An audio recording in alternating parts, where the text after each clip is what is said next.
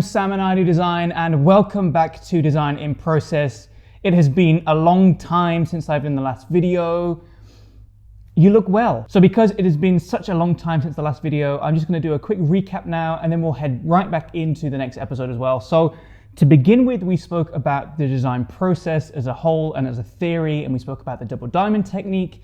Then in episode 2, we spoke about design history and how you can draw in from other inspirations across different types of design and different types of art and different types of culture into becoming your own design and drawing all of those inspirations in together.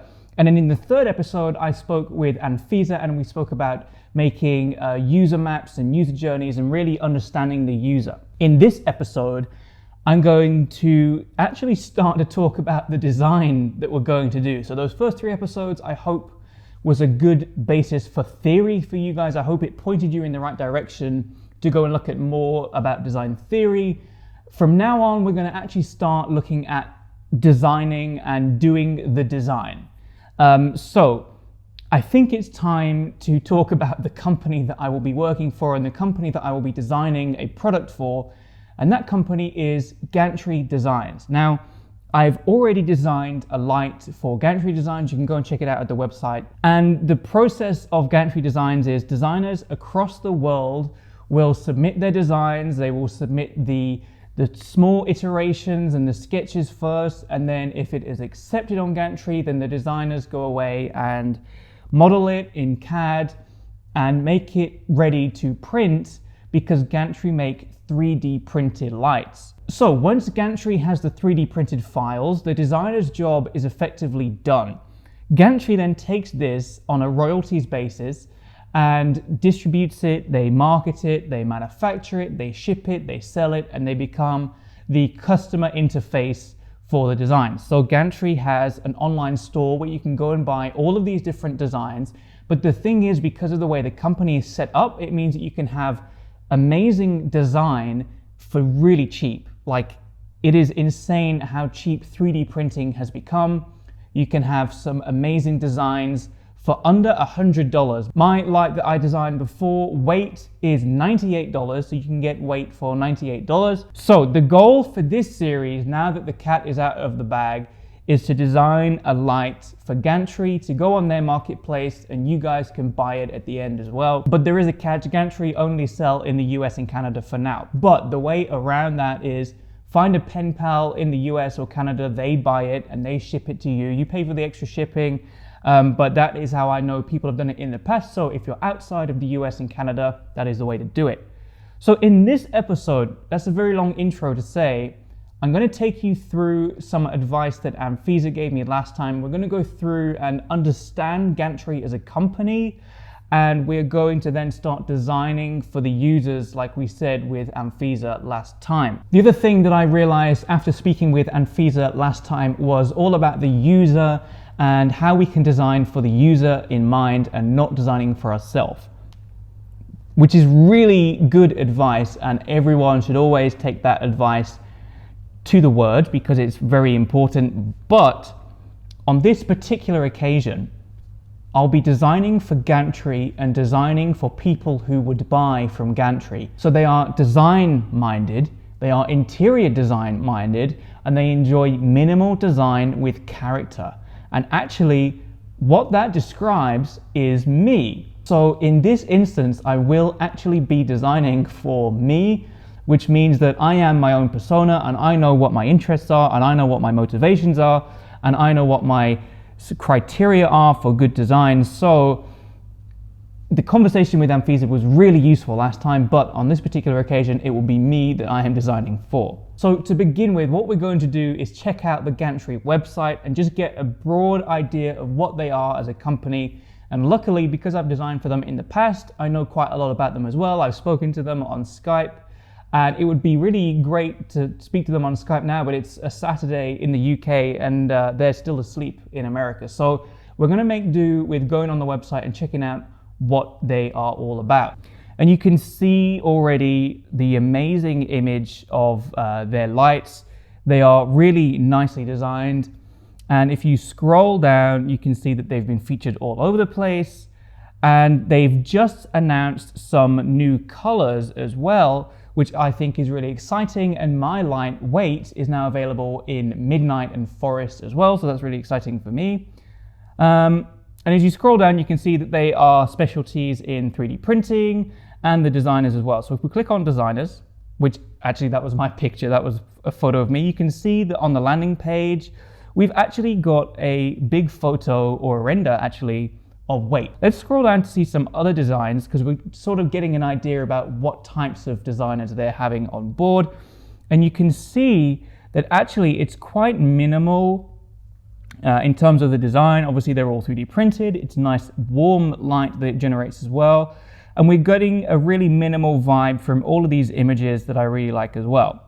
Some quite novel ideas. So this one, for example, I think is really nice, and it's a novel way because actually if you look at the way that you can use this light, you can use it sat on a table or hung on a wall as well. So it's multi-purpose. So all of these designs are slightly novel, I think. And I think what Gantry is doing and what I was trying to do with weight the first time was minimal design with character. And I think that's really important. And if you look at different companies, you can start to assign different attributes to them and you can design toward those attributes as well. If you remember me speaking for about 3 hours on meaning-centered design that I cut down to about 10 seconds in one of the previous videos, this is what we do here at Precipice. We understand companies on a landscape and we understand users on a landscape with different attributes in different areas, and you can then design to pinpoint for those things. So I think that's really important moving forward, that we'll be designing minimal design with character. And the way to do that, and the way that I did that with weight, was to add one little word to a design question that we all ask ourselves. And that design question is always, how might we, or what if? So those two questions are, after all the user research and all the problems that you've defined in the double diamond, then you flip them on their head like we mentioned before, and you say, how might we solve this problem? But what I like to do is add one little word, and that word is lol. And now that I've said that out loud for the first time, it sounds a lot worse. So I normally say, lol, what if? In my head, I never say it out loud, I promise. And what that does, I think, is just takes away the seriousness of design and the seriousness of we need to solve a problem and we need to change the world and everything needs to be so, heroic like that. Whereas actually design is just to make someone go, huh, that's nice. And that is honestly the biggest compliment you can get as a designer like this, to make someone pause for a little bit, enjoy what they're looking at, and then move on with their day. It's as simple as that. So with weight, I was asking myself, lol, what? I'm not going to be able to keep saying that in the video. I was asking myself, what if I could capture the 3D printed process and make it look like the material was still molten and malleable when actually it's a solid. So I wanted to make the form look soft, because when you're 3D printing, that's what I was referencing. You're heating up the material, it's becoming molten, and it's becoming soft. So I wanted to introduce that. So I will be taking that philosophy on with me in the next few episodes. I've got a couple of ideas that I'm now going to work through. In this episode, I'm going to go through and work up some ideas that I've been thinking of, and it is going to be really important for you guys to let me know what you think about them in the comments down below, because then we can actually work on this together. I've just decided that this process can be more of a collaborative process than I thought it was going to be. So if you guys let me know what you think of the designs, then we can work through it, we can workshop it, and we can come up with more ideas with more minds on it as well. So what's really important when I start to share these designs with you is to understand design bias based on fidelity. Now what that means is, if you have a rough sketch of a design that's really rough and really ugly, and you put that up against a design that's a little bit more refined and you've worked it up into CAD, and you give people the choice of which design you're going to go for, people will really be drawn towards the one that is the highest fidelity, the one that is in the CAD, and the one that they can imagine in real life more. So I'm going to treat this as a work in progress session. I've got some in CAD, some that I haven't even put on pen and paper yet, so I'll be sketching those up in a minute. But just bear that in mind when you start to think about which one you prefer and which route you think that I should go down to design more in the future. So the first one that I'm going to show you here is actually one that I was doing as a joke. I was learning how to use this new program. It's Shaper 3D, and it's called the Self-Portrait Lamp. So this design was basically me importing a photo of myself into Shaper. I traced around the outside, revolved it around an axis, and then it became the light here. So this was just a joke really to understand the program. And I don't know, maybe if you guys think it's worth taking forward, then I can take it forward. But I've also seen that Karim Rashid has a very similar light since this. So maybe this isn't the route to go down because it's been done really similarly from a really famous designer, and I don't want to have them take me to court. So this is just to show you that it's just a route that I was looking at after asking myself, lol, what if? So this design was taken a little bit forward as well, and it's the idea that because it's 3D printed, it doesn't have to be the same formula that a light normally is. So normally with a table light like this, you have a base and then a stem, and then that holds the light bulb at the top with a shade around it. And I thought, wouldn't it be interesting if you flipped that formula so that the light was actually the stem and the light shade was just something to diffuse the light. And I'm hoping that in the real world that would project the light up a little bit. You can see that it's got no diffuser at the top. So I hope that there will be more light poking out the top, and this light shade will actually act as a funnel and as a diffuser to kick light up onto the ceiling as well. I don't know if that would be the case, and that would be where the testing needs to come in. But this design is all about flipping the formula and seeing where we can change what it means to be a table light. And you can see when I'm talking about fidelity, I've gone in and made a design from scratch and had no input, and I was just sketching in the app and revolving things really fast. And you can see actually I've added in the Gantry downloadable files and really looked at the proportions of what this light would need to be to work in the real world. So it's gone from, I don't think I even had it in a sketch, it's just gone from a really rough sketch CAD model into becoming something that would be actually seen in the real world with the real dimensions. So that is that light. So the next idea that I had for a lol what if was actually a pun that I thought of if I was thinking about lights and what lights can be, what are famous lights, what can I do to parody those famous lights to make everyone understand the reference, and I came up with pics aren't. Because I thought about the Pixar light, but I thought that it's not the Pixar light because it will need to be something different to avoid Disney coming after me with copyright infringement. So it's not Pixar, it's pics aren't.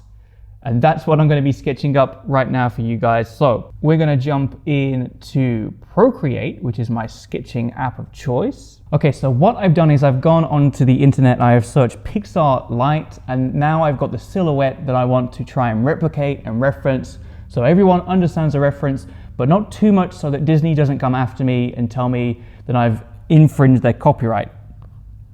So I'm going to start sketching something real quick, and it's just going to be something that's I'm going to take a look at their silhouette, and we're going to try and simplify it into something that is recognizable as the Pixar light.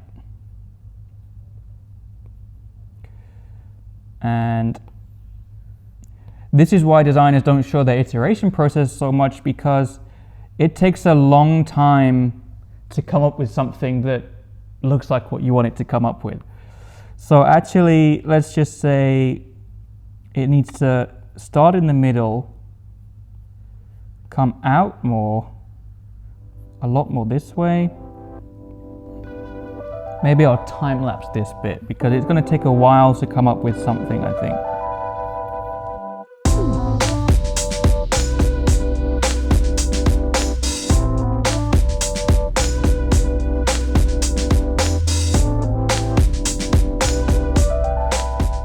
I'm actually wondering if it should copy the Pixar silhouette so much, or if it should go back to what I thought the Pixar light actually looked like in the beginning.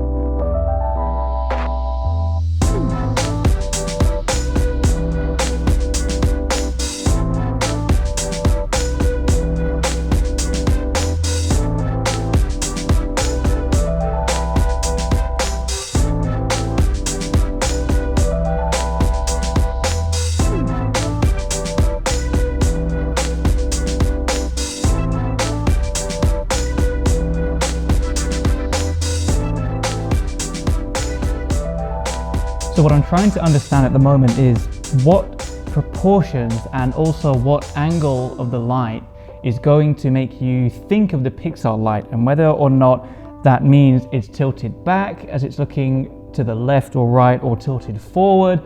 Those are the types of things that I'm going to be thinking about, and I need to be able to make it look as if it has just been squashed on the eye. So yeah, I think those are the three routes that I might be taking forward. We've got the self-portrait light, we've got the altered formula light that I'm going to need to think of a new name for, and we've also got the PixArt light as well. So what you guys need to do is let me know down in the comments below, what do you think is the most minimal light with the most character? Because that is what I'm going for in this series. Don't forget to go and check out Gantry on their website to find out all the lights on there as well. This is it for this episode, I think. Next episode, I will be taking these ideas forward, whether I put those into CAD and bring them more into the real world. And from now on, it's going to be more about refining them and trying to pinpoint the exact idea, like this PixArt light as well, whether that's going to work. So let me know down in the comments which one you think I should take forward. And if you've learned anything in this video, don't forget to like and comment and subscribe and hit the bell button and everything else that YouTube asks you to do. And I will see you guys in the next video. Bye.